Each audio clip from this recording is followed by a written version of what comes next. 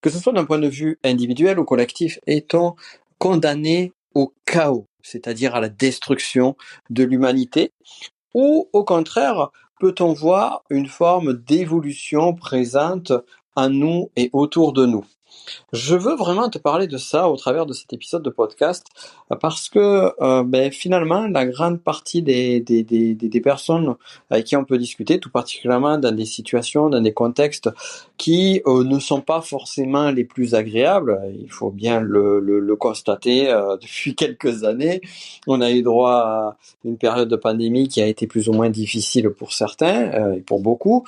On a ensuite eu des crises financières, crises de toutes sortes. Et aujourd'hui, le contexte est vraiment incertain. On peut s'en rendre compte, notamment avec la guerre qui est aux portes de nombreux pays, voire bien intégrée dans certains pays. Et plus encore que cela, on voit aussi une défiance énorme vis-à-vis des différents gouvernements ou autres, l'arrivée d'extrémisme qui est de plus en plus forte ça et là. Et fort de cela, on se pose la question, eh bien, où va l'humanité? Où est-ce que va cette humanité? Est-ce qu'elle va à son autodestruction? Alors, pour parler de cela, avant d'aborder l'outil phare qui permet de comprendre et de décoder tout cela, qui est la spirale dynamique, j'aimerais quand même revenir sur un point clé, qui est le suivant, c'est que c'est pas la première fois.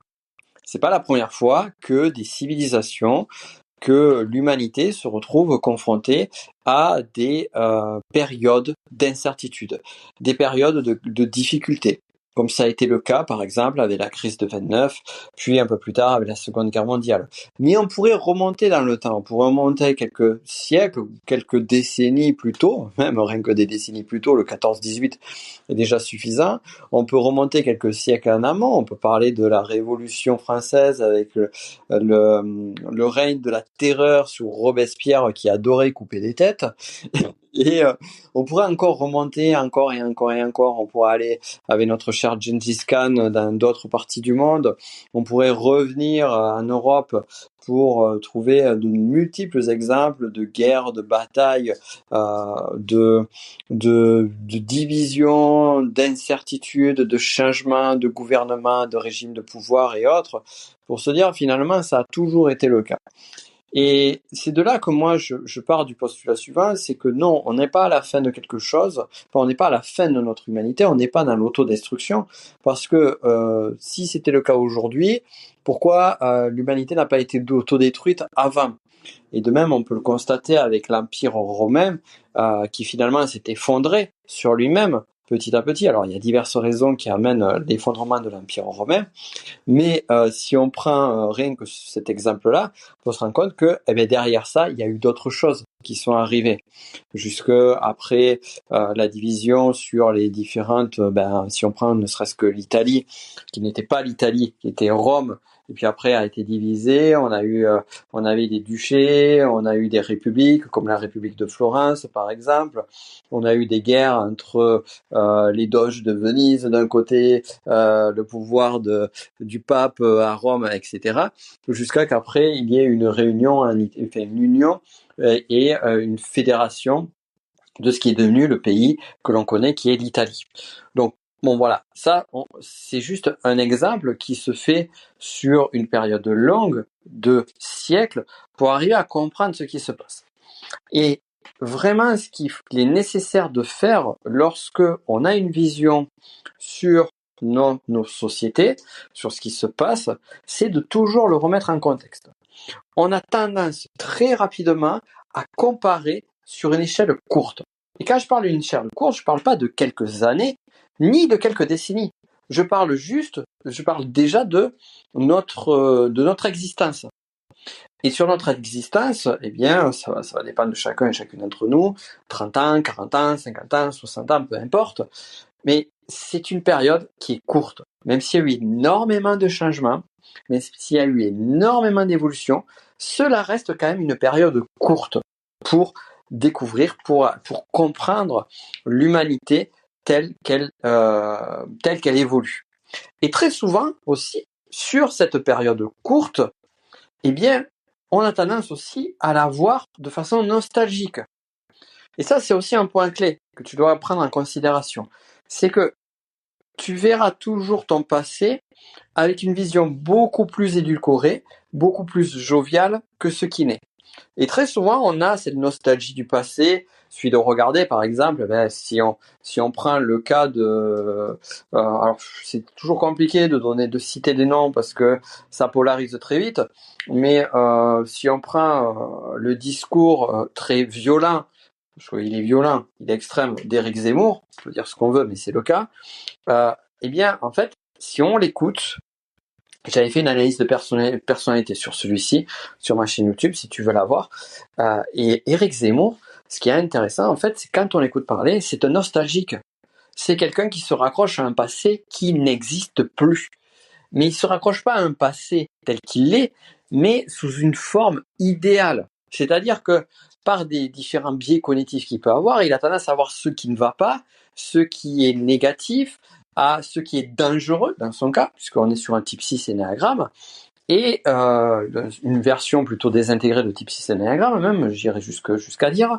Et donc finalement, on a une personne qui va, fort de cette nostalgie-là, voir le présent et le futur sous une vision la plus néfaste. Alors certes, ce qu'il faut toujours contextualiser, alors c'est toujours ça qui est compliqué, mais je sais que je parle à des personnes intelligentes, c'est que il y a vraiment tout le monde, chez chaque personne, il n'y a jamais le blanc ou le noir, le vrai ou le faux, le gentil, le méchant, etc. Donc, ce qui va appuyer son discours et ce qui va appuyer l'approbation sur son discours, mais pas que lui, hein. On peut prendre d'autres extrêmes comme Mélenchon ou des personnes qui sont un peu plus sur des visions un peu plus modérées, on va dire.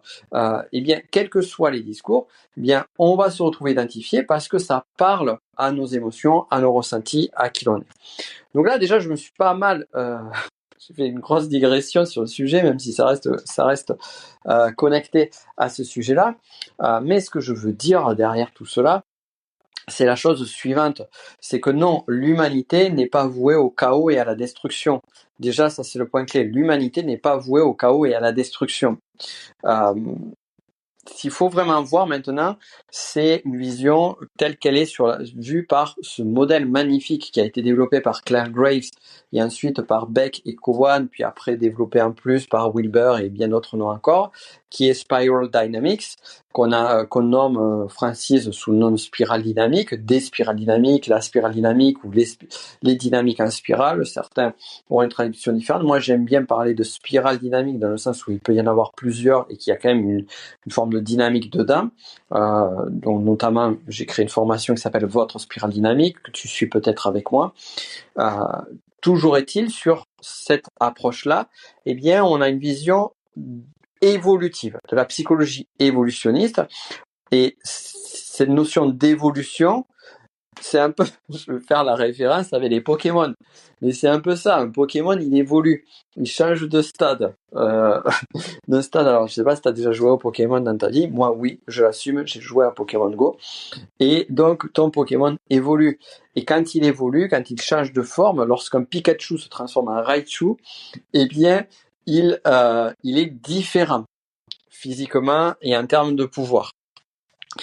Je vais prendre d'autres exemples parce que voilà, mais en fait, tu vas comprendre pourquoi je te parle de ça en particulier, c'est parce que la spirale dynamique nous parle de notre évolution de conscience, individuelle et collective. Et donc, on évolue, et comme un Pikachu qui va se transformer en Raichu, ça me fait rire à chaque fois que je dis ça, il devient différent, eh bien nous c'est pareil, on va évoluer, on va devenir différent, on va pas devenir meilleur, on va être plus fin, on va avoir une conscience plus ouverte, mais surtout, on va voir le monde et la vie d'une façon différente. Et la spirale dynamique parle vraiment de ça. Elle parle de ça d'un point de vue individuel, mais aussi et surtout d'un point de vue collectif. Garde bien ça en tête, les sociétés évoluent. Elles évoluent pas tous les ans ou toutes les décennies. Elles évoluent à un rythme lent. Mais on note une évolution. La France du Moyen-Âge n'est pas la France du XXe ou du XXIe siècle. Et ça, c'est un point clé Alors on pourrait dire oui, mais la France a dégringolé et tout ça. Voilà, ça après on peut avoir une évaluation plus ou moins sur son statut ou son rôle d'un point de vue mondial. Moi, j'ai plutôt une vision d'une perte de vitesse de la France comparativement à d'autres pays. Mais c'est pas de ça spécifiquement que je te parle. C'est plus de l'évolution dans les valeurs d'un pays, dans pays, société, groupement humain, des transformations qui se fait à l'intérieur de ces différentes sociétés, de ce qui devient important, de ce qui ne l'est plus, de la prise en considération. On a une évolution dans le sens où, typiquement, on n'est plus dans la France qui était en spirale dynamique à niveau rouge, où on était les francs contre les autres groupements, les autres clans et autres, où c'était la lutte pour savoir eh bien lequel est le plus fort, lequel va gagner va conquérir l'état de l'autre. On n'est plus dans cette quête impériale où on va essayer de conquérir toutes les terres en faisant régner le sang et la terreur autour de nous. On n'est plus dans cette dynamique-là. Certains pays le sont encore, clairement, ou à un moment donné vont se réfugier sur ces niveaux de conscience un petit peu plus bas. Mais vraiment, et c'est ça qui est intéressant à l'esprit dynamique, c'est que lorsqu'on prend des pays, lorsqu'on prend même une entreprise, un groupement d'individus, par exemple des groupes d'amis ou une culture en particulier, eh bien si on la met non pas si on la met sous ce prisme qui est un peu plus grand, qui est sociologique, voire même anthropologique, eh bien on peut arriver à décerner, on peut arriver à voir des subtilités que l'on ne verrait pas avant. Donc tout ça pour en venir à cette notion de spirale dynamique, ça, on évolue. On évolue, parfois on régresse un peu, c'est toujours une oscillation. On va osciller d'un côté, de l'autre. Mais j'ai envie de croire qu'au fur et à mesure que l'on avance, on oscille de moins en moins violemment et on cherche un point d'équilibre qui parfois est orienté vers trop de sacrifices de l'individu pour le groupe, d'autres fois qui est trop orienté sur l'individualisme à outrance et la liberté individuelle. Je pense précédemment au niveau bleu et puis après au niveau orange, qui parfois est lié peut-être un peu trop sur une forme de consensus et finalement d'un certain oubli des subtilités qu'il peut y avoir et un nivellement qui n'est pas forcément judicieux à tout moment. Donc tout ça pour dire que et ça faisait longtemps que j'avais pas fait d'épisode comme ça audio de podcast. J'espère que ça t'a plu. Tu me diras en commentaire. N'hésite pas à le partager si ça t'a plu. Mais tout ça pour dire que non, vraiment gardons ceci en tête. On n'évolue pas. La société n'est pas vouée au chaos et à la destruction. La société évoluait à évoluer, à grandir. Nous, en tant qu'individus, nous de façon collective. Bien évidemment, chacune d'entre nous a sa part du travail. C'est pas le point d'être passif et de regarder ce qui se passe dans le monde et de laisser les choses faire. Mais ce qu'il faut garder en tête, c'est que bien sûr qu'on n'a pas ou très peu d'entre nous. J'espère qu'une des personnes qui m'écoutera ce podcast aura un impact d'un point de vue national, pourquoi pas mondial.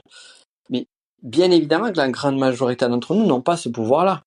Mais ce pouvoir individuel, on l'a à notre échelle. On a à notre échelle individuelle. On l'a au sein de nos groupes, de nos sociétés. Et bien souvent, on ne prend pas conscience qu'on a besoin de très peu.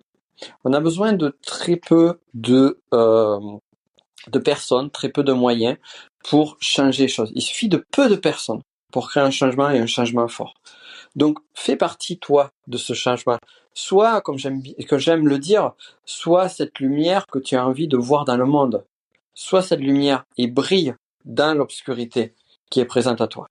Je te laisse là-dessus et si tu veux aller plus loin avec moi, bien évidemment, je t'invite à t'abonner à ce podcast, quelle que soit la plateforme que tu utilises, Spotify, YouTube, Apple Podcast, mais surtout, tu retrouveras en commentaire des liens, notamment pour me rejoindre sur les groupes Telegram et WhatsApp, sur la connaissance de soi, puisque c'est mon sujet de prédilection, ainsi que tu as aussi accès à une masterclass 100% gratuite pour découvrir l'énéagramme de personnalité si tu ne connais pas encore. Je te souhaite le meilleur, on se dit à très vite. Ciao.